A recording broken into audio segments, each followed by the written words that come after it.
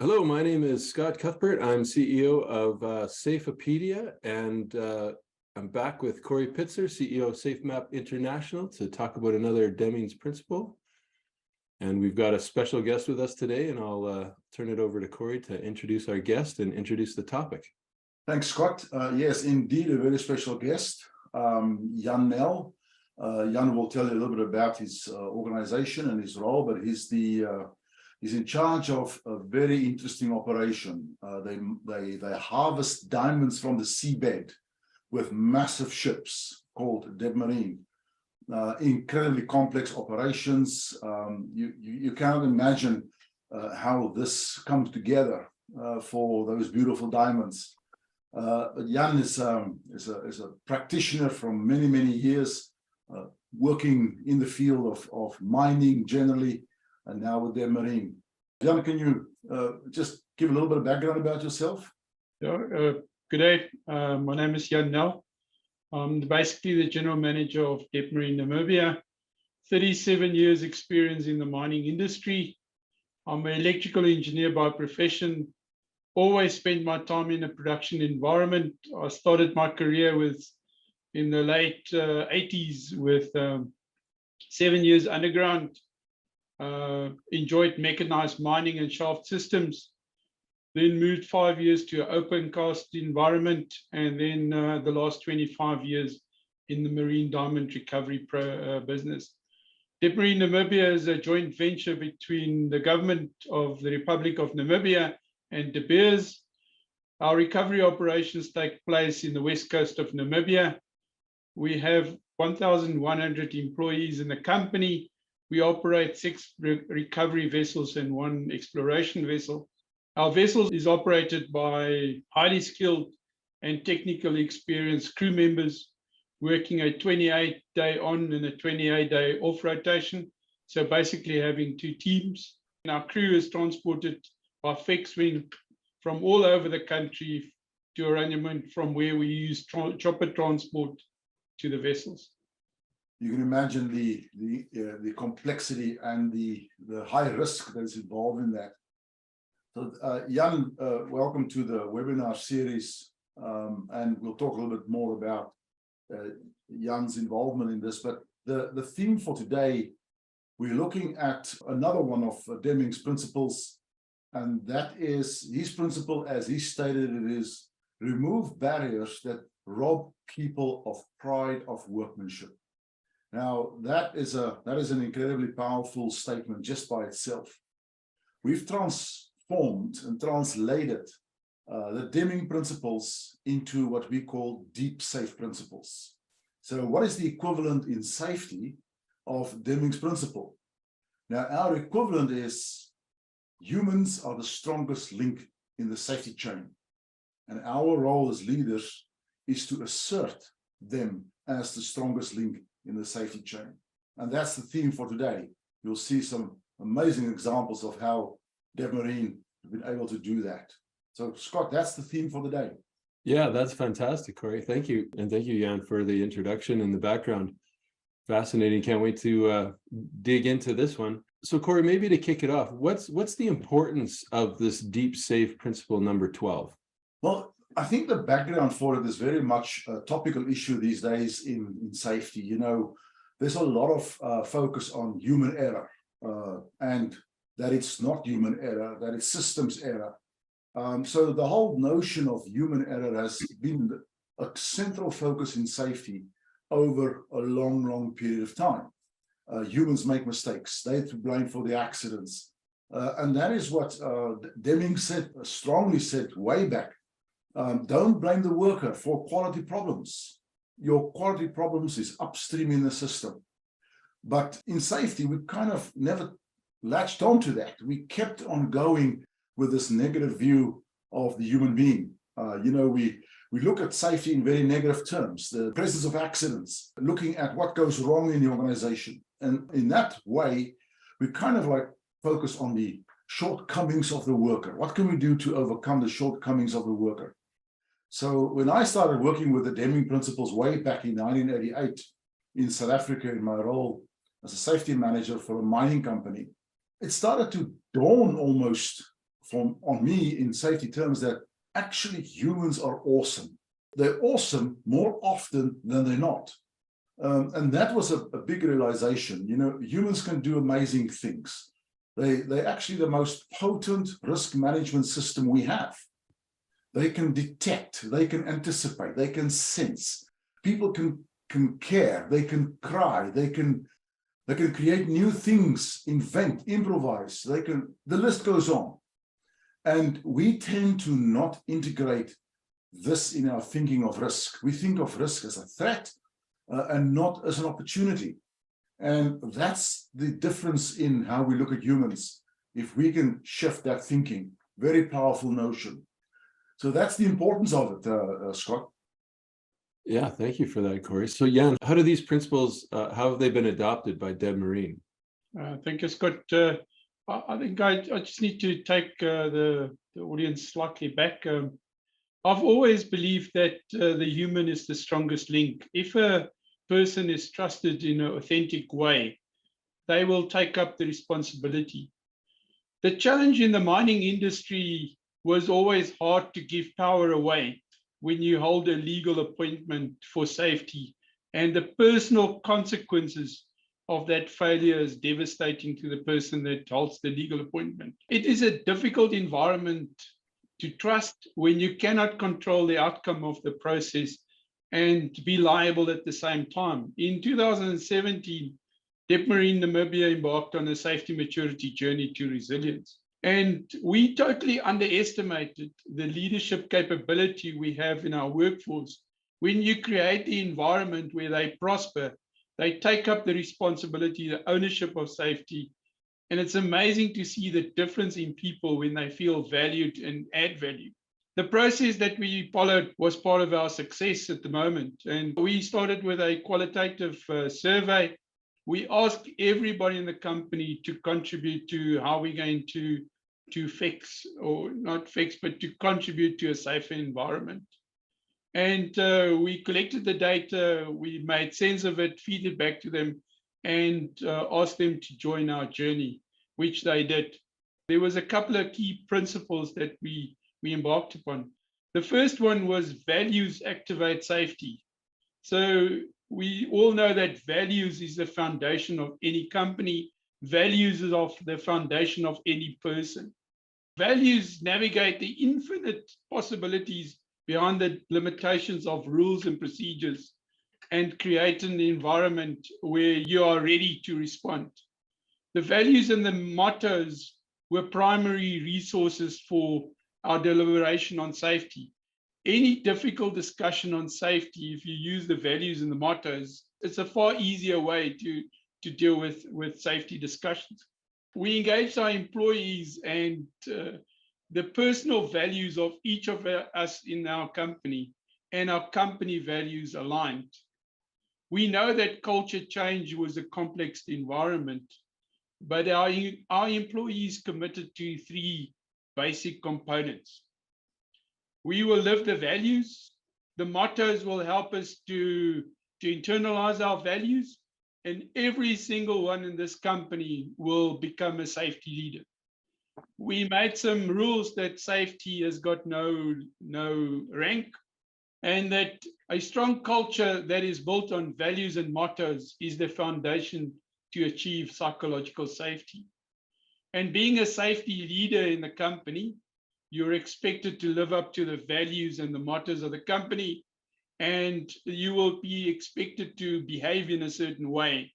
And you will be measured by the rest in terms of how you live up to the expectation of being a safety leader. So our values was put safety first, teamwork, integrity, excellence, and respect. And our mottos that gave our values legs was I care for my teammates, myself, my family, and I lead safety first, and I walk the talk. The other principle that we used is that dialogue activate values. When we think about we in Africa, and when you think about the unshakable tribal cultures and traditions in our societies, you just think that if you could duplicate that, how strong your safety culture would be. And that is relied on unique contribution from each and everybody in the team. Our ongoing small group discussions within our teams were our secret ingredient. Teams made sense of important topics together in their groups. Although the leader facilitated, the social system itself created the energy for persons to become a safety leader. They can express personal conviction, commitments, and the team held each other accountable for that commitment. The small group discussions worked for us. The individual is not afraid to be part of the solution. When somebody openly speaks and commit to work safely, it makes it possible for the rest to do the same.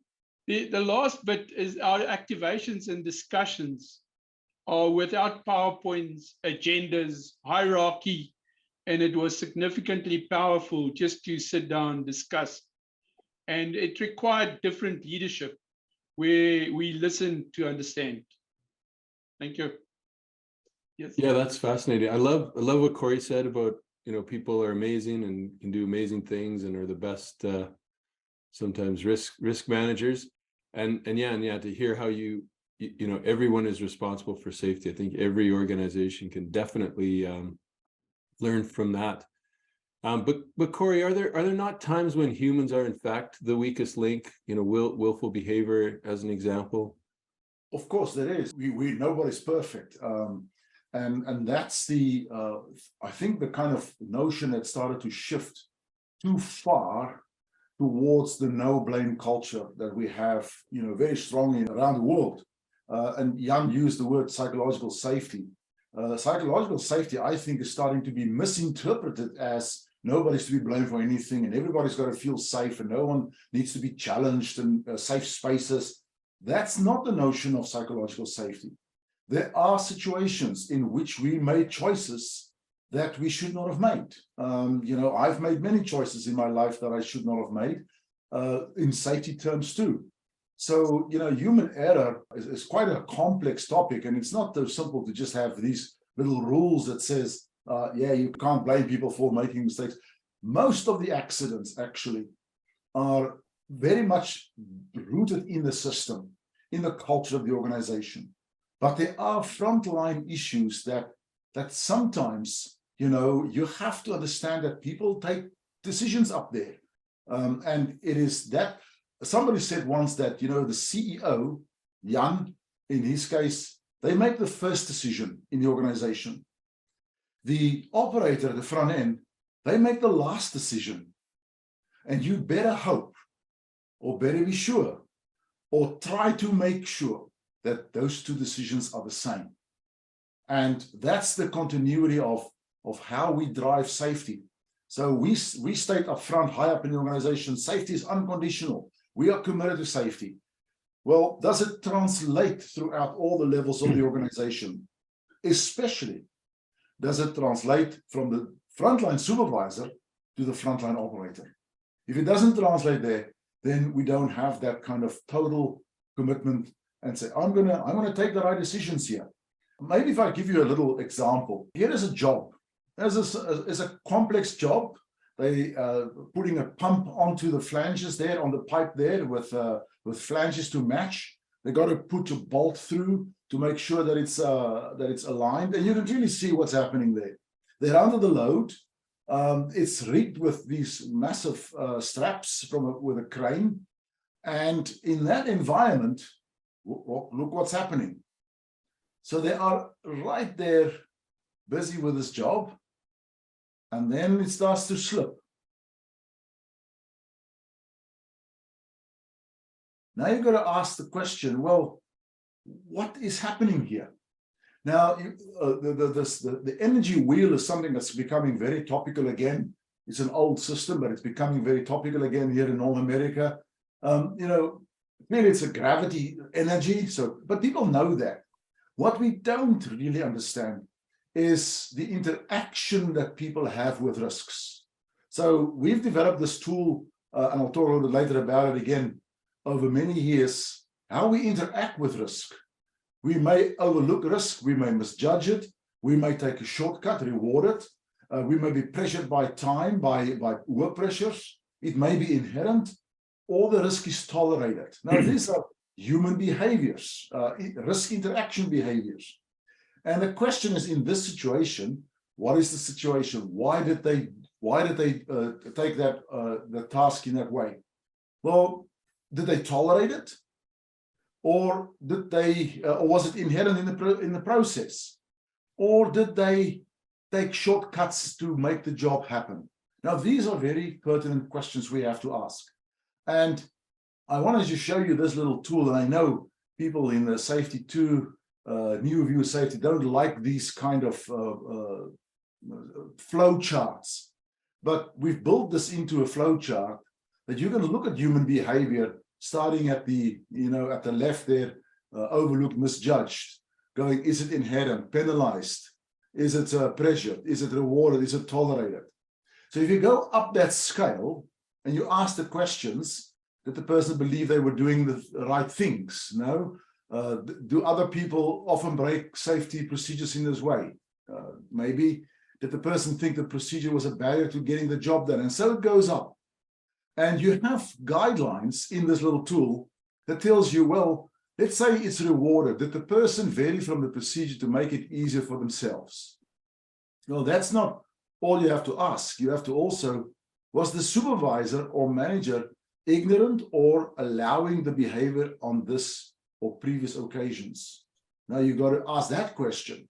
And then, are there clear, this is the system now, are there clear guidelines and expectations to all about these kind of behaviors? So if you look at this in depth, you start to understand that willful behavior is not always willful behavior. We have to be looking in depth at this kind of thing. And this is a complex situation that we have to really have the skills for at the front line. The supervisors need to have these kind of thinking skills available to them.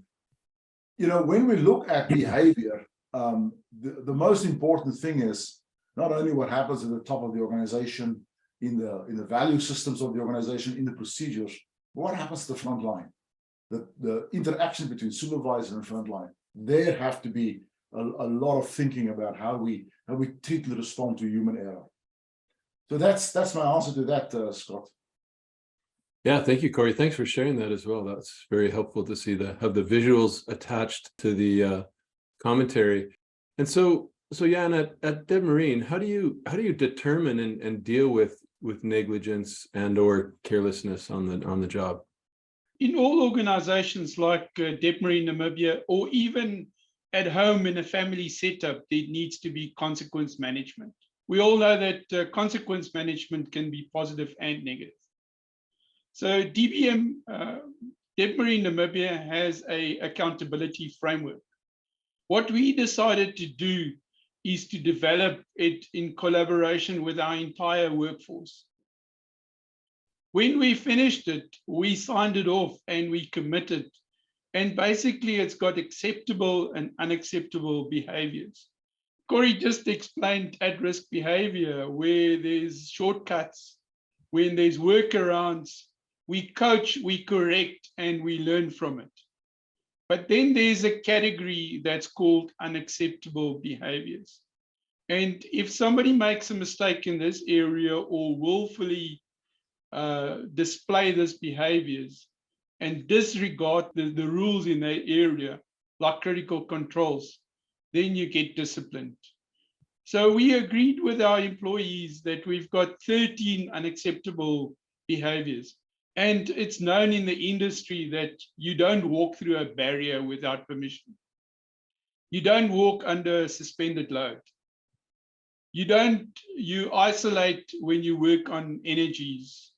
You don't work on it live until, except if you've got permission to do that with strict rules.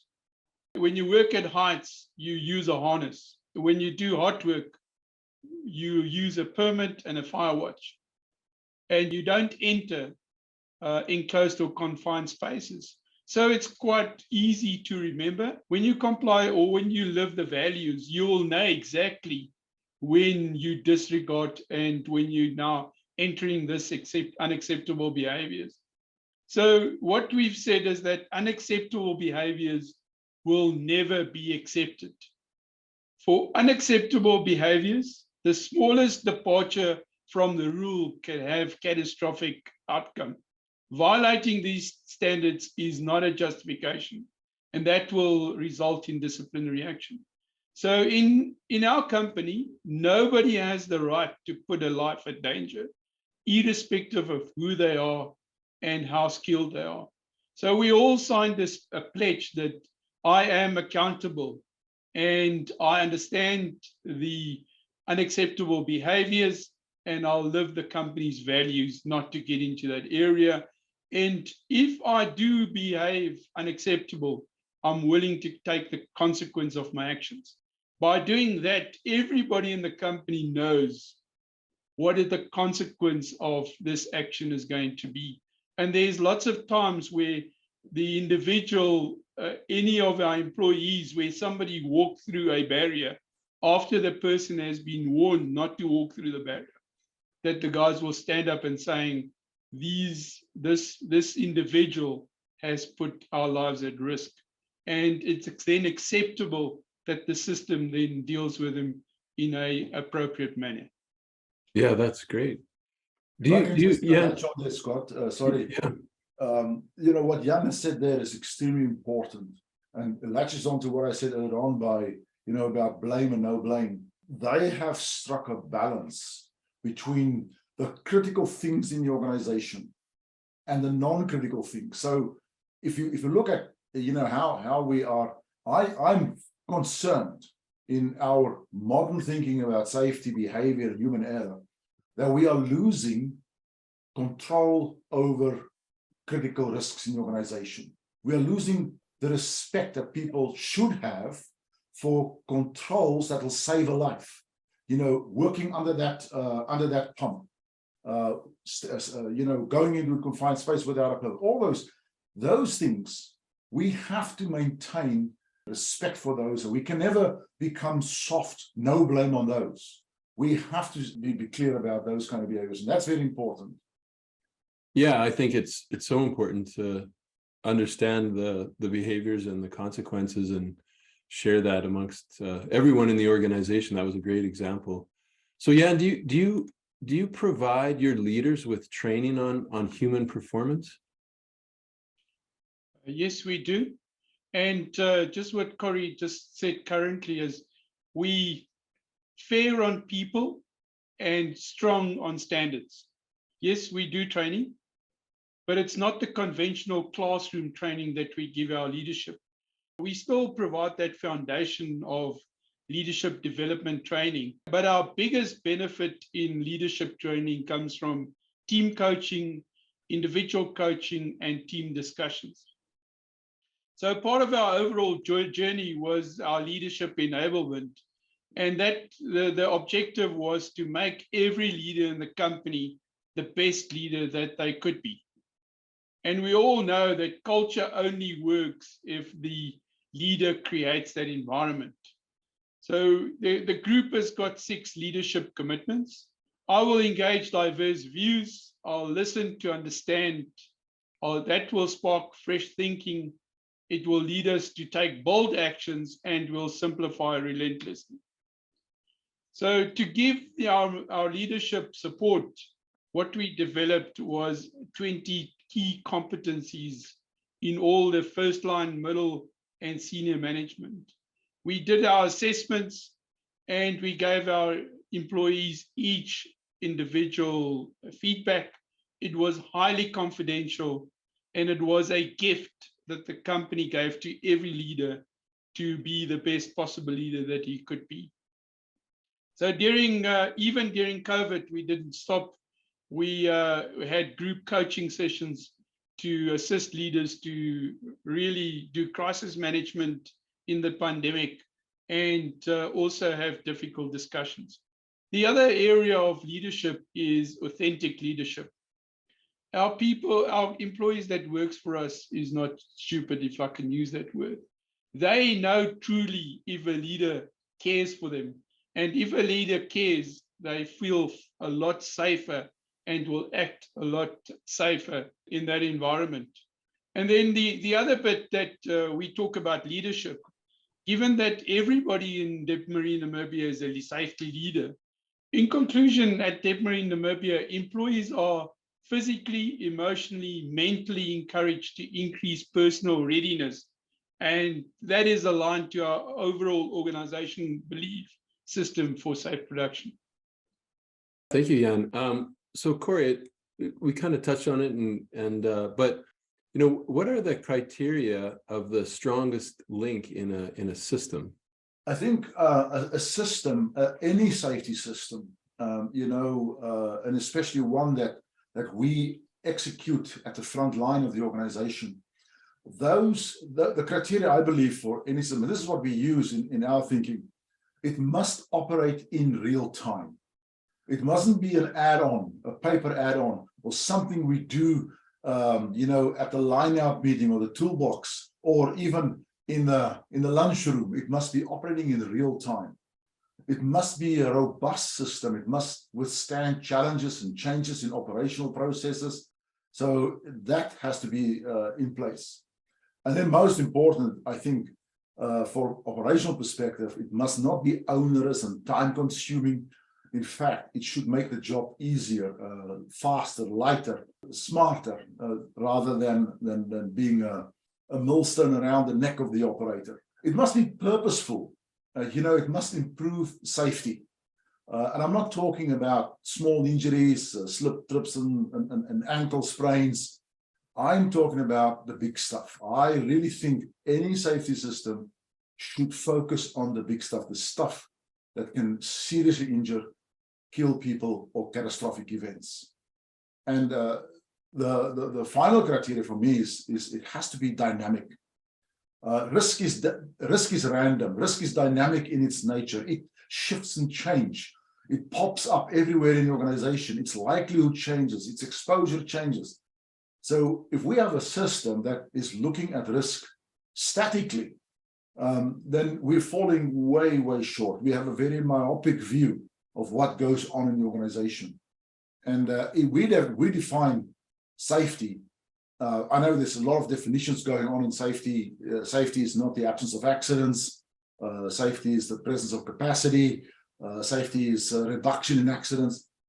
Our definition is safety is a readiness to respond to risk. And if you create that at a strategic level, at a tactical level, operational level, that readiness to respond, that has to exist in every safety system. And that to me is a criteria for a safety system that works effectively. Great. So tying into that, Jan, what would you describe as the most important safety system at Debmarine? Our most important safety system is the human being, and that human being is the strongest link. Very powerfully, yeah. Yeah, very, very powerful. So we're going to get into the Safe Sentry system, and Corrie, can you describe a little bit about how it was developed? Sure. Jan and Debmarine is the first adopter of the Safe Sentry system anywhere in the world. Well, second, because I developed this way back in a gold mine in the year 2000, but it wasn't the same at all. So what happened was the Jan's company, the company that he's part of, it's a mining corporation, I won't know the name of it, that has got 42 mine sites around the world, 98,000 people working for it. It's a huge mining company with an incredible focus on safety, a deep value-driven focus on safety that drives through all the operations, and De Beers is part of that organization. And so I was asked by this company, me and two other safety specialists, to facilitate a process that was called the elimination of fatalities. And so we visited, as a small team, we visited all 42 mine sites around the world. We engaged with employees at the front end. We actually engaged with over 10,000 people in this team over that time. It was an incredible experience for me as a safety practitioner, that I've never thought I'd have this opportunity to talk to 10,000 people, not me alone, to everyone, but we engage with them as a team and discover through them and with them thousands of serious injury, fatal and catastrophic risks. In a week, we would go through the site, we would talk to different people, and identify these incredible hidden risks in the organization. And it's almost like, analyzing several thousand fatal events. That's the experience we got. And we did this activity with Debmarine on the vessels. We would talk to the employees at the front end. And after this exercise, Jan spoke with me and said, how can we do an elimination of fatalities activity on our ships all the time? Because what you've identified in this week, the next week is going to be different. The next week is going to be different. There's always new risks. How can we do this at this, continuously? And that reminded me of a system that I developed way back called the Masisa system, where we basically had frontline employees doing these kind of fatal risk discovery. And I'll let Jan tell the story of how this was evolved in Debmarine, the Safe Sentry, the training, and how we deployed it.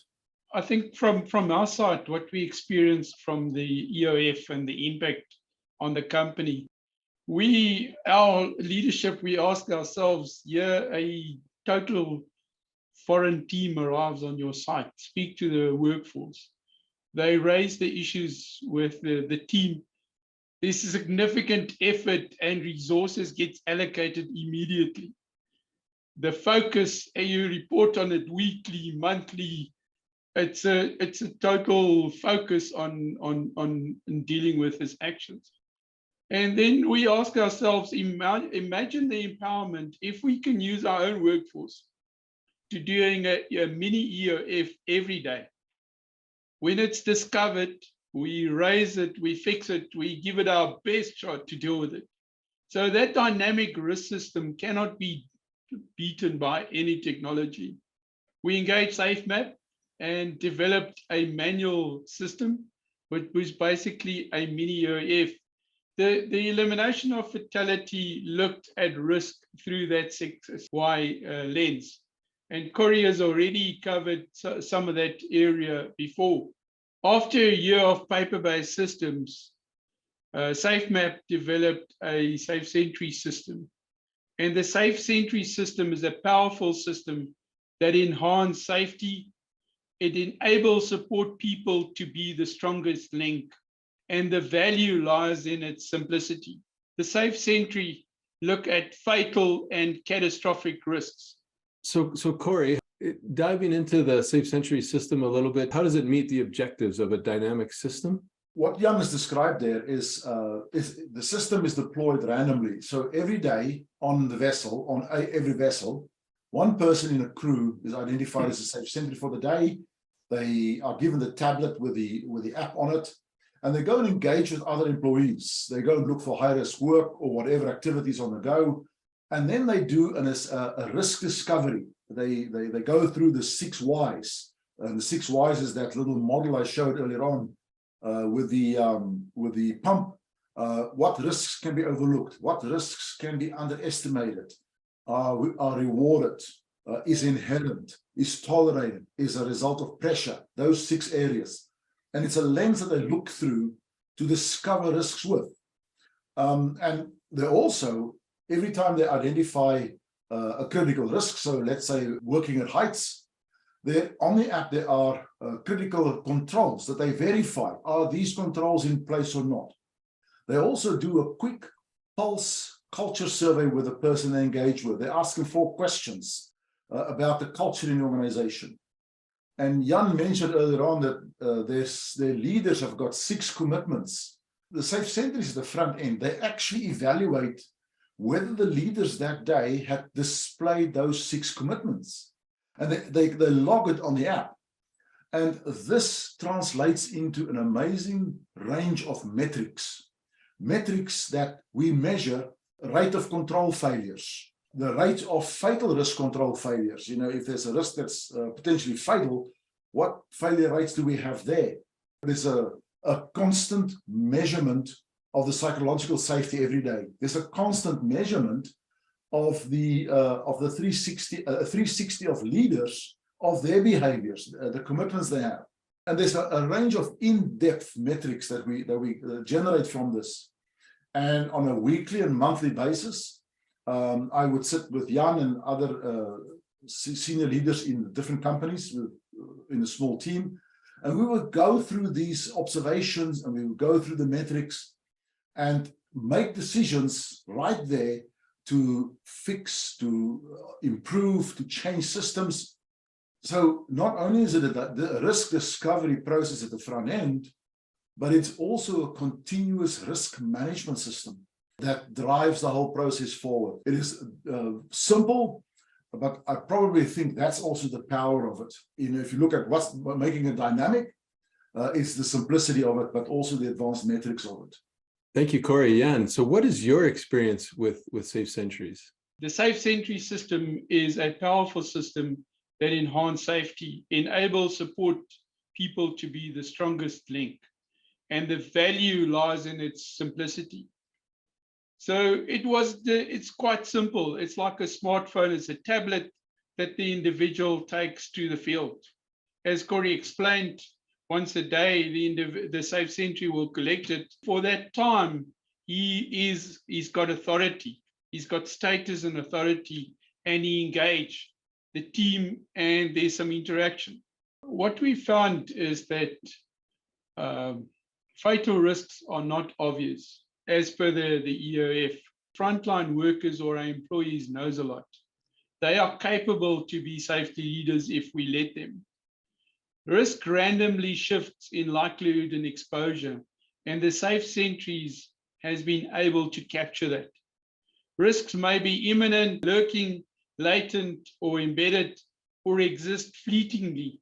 We've got numerous examples where the risk just exists fleetingly, and the Safe Sentry has been able to capture that for us to deal with it and fix it. We all know that ORM is overloaded with control and underloading with discovering risks. So overall, in conclusion, the Safe Sentry system is powerful yet simple solution that builds risk competence. Jan said something very importantly there, is that risks sometimes exist fleetingly. We've had examples where the risk would probably only occur once every 4 to 5 years. And it would never show as a near miss, it would never show as in your states, in your data. You cannot measure that kind of thing. And I call those far misses.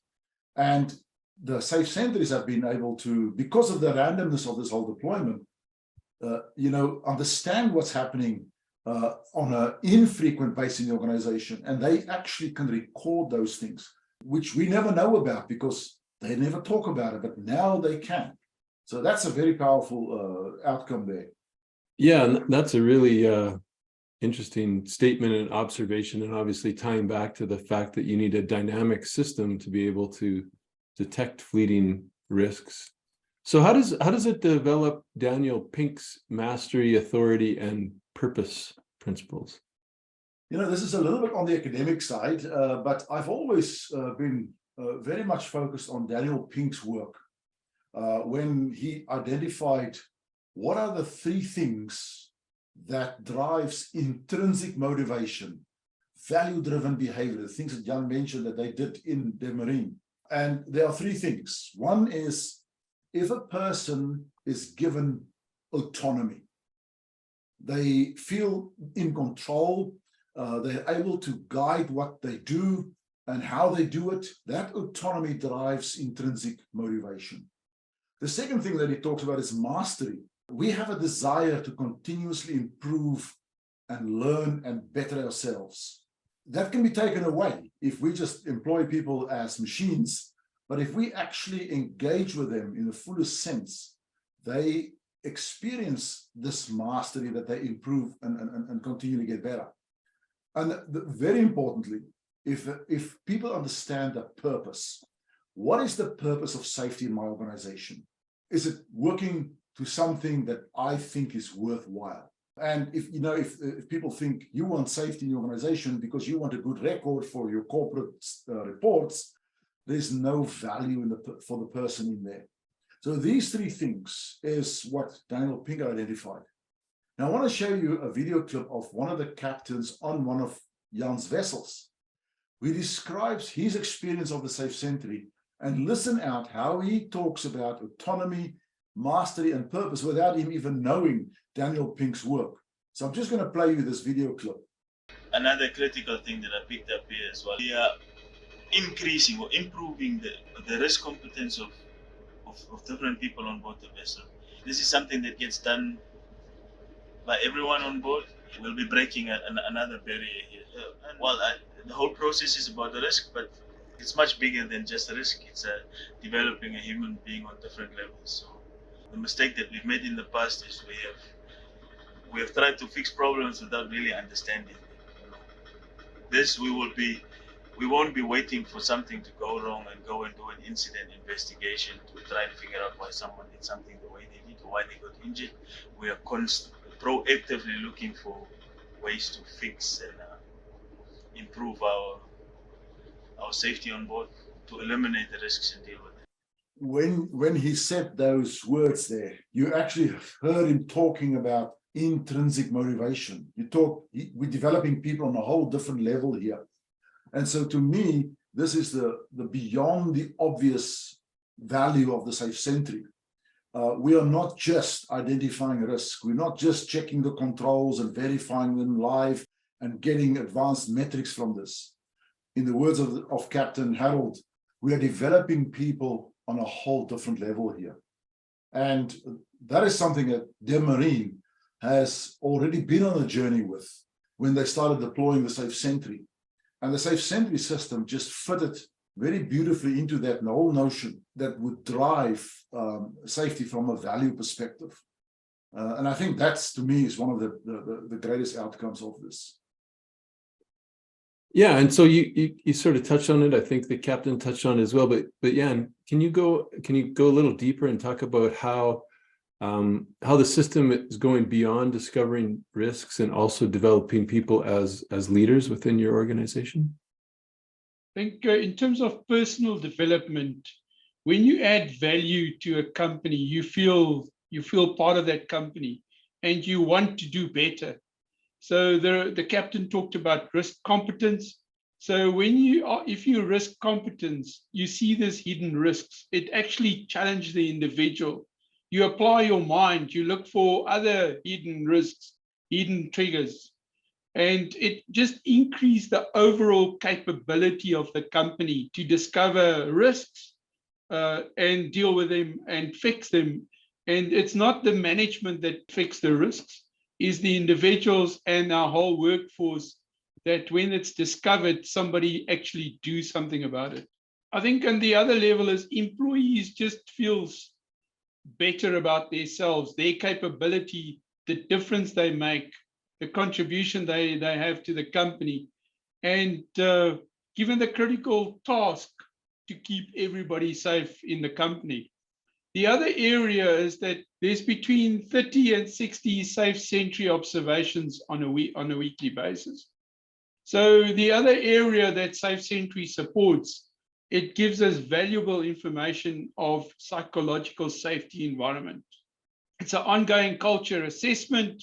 There's 16 safety culture questions that gets answered by every, I think 8 is every time selected that the individual, the Safe Century answer.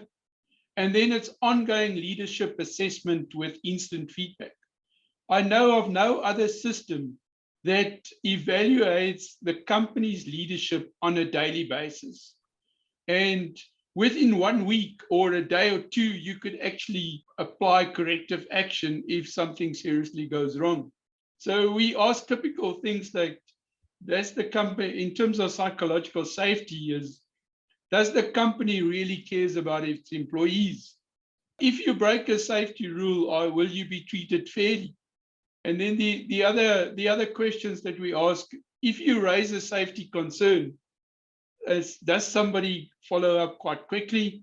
And do you feel free to report accidents and incidents? And that area gives you a good understanding about the psychological safety inside the company to speak up, to stop the job, and to correct any behavior. On the leadership side, we ask all our safe sentries to rate our leadership on a daily basis. And we during the shift, we asked the questions is, during your shift, did you see any manager or supervisor that made a good decision to get the job done? Offered and asked a good idea on safety, helped to make the job simpler and safer, it's like our 6 leadership commitments, created good teamwork to complete the task, listened to understand, and then accepted some suggestions from others. So that on a daily basis, we collect that, we trend that over a weekly basis, and then over the last 18 months, we've been able to understand in which area our leadership needs to improve.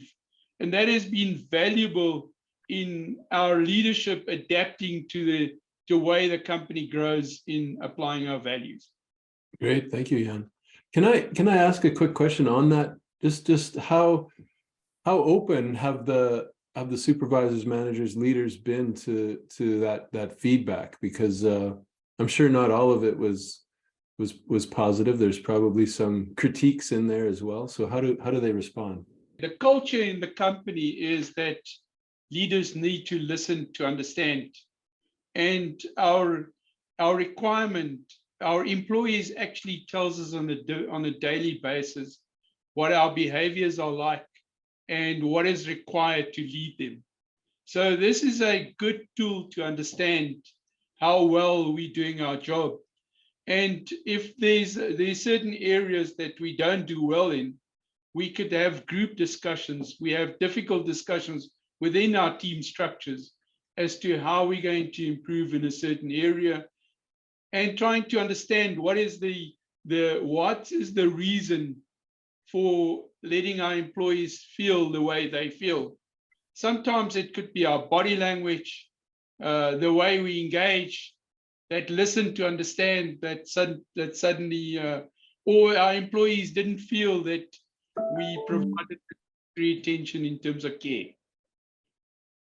Well, yeah, thank you, Corrie and Jan, for sharing today. It's been super, fantastic, super interesting for me to listen in and be part of this conversation. And maybe before we sign off, we'll just give each of you a chance to provide any sort of closing remarks regarding Safe Century and the risk assessment side of things. So, Corrie, do you want to kick things off? Yeah, my just in conclusion for me, this has been an incredible journey that I undertook here with Jan and his team. And it was just amazing how they supported this whole process and how they continue to develop and evolve this process. And it's a real testimony to the dedication to people that you experience in a company and you see in a company like Debmarine. It is just outstanding how they have developed humans to be the strongest link in the safety chain on those vessels who, it's as complex as any aircraft carrier you can imagine, as complex as working on an oil rig in the sea.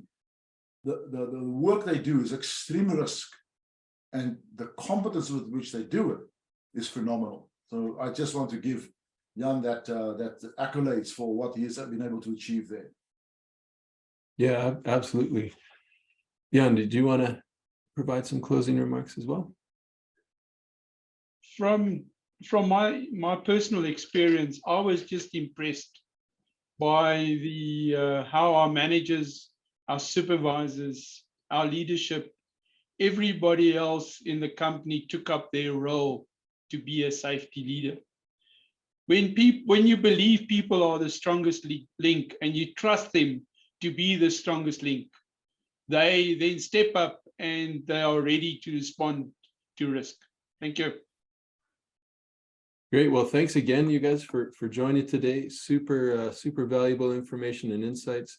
Really appreciate you taking the time to share that with us today. And we'll provide some contact information so people can reach out and continue the conversation, ask questions. And again, thank you so much for joining us.